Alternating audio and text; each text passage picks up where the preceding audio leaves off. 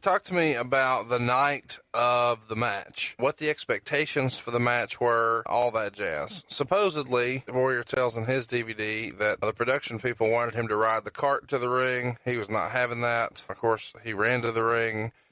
That's not true. Okay. That's not true. The only two people who were walking to the ring that night were Hogan and Warrior. Okay. That was 6 in Toronto, right? Yeah. Yeah.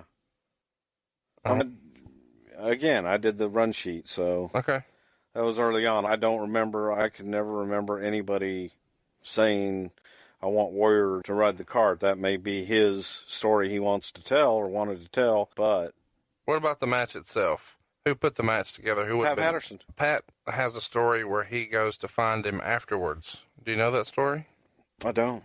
Supposedly, they couldn't find Warrior right after the match. They needed to do, I don't know, photos or something. And he had hidden himself in a little closet somewhere and was overcome with emotion that he had won the belt and didn't want anybody to see that.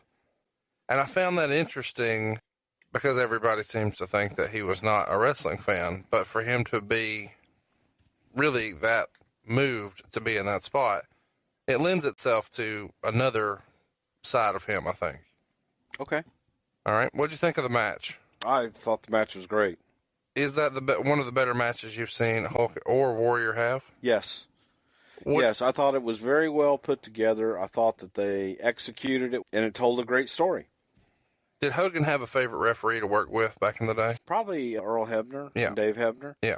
Okay. That's who was in this one, too. Yeah. What do you attribute that match quality to? Because it is a little bit of an anomaly. Those guys would work later in WCW, and it was, I think the wrestling term is the drizzling shits. How do you separate that? What made that one different? What made that one better? Pat Patterson in preparation.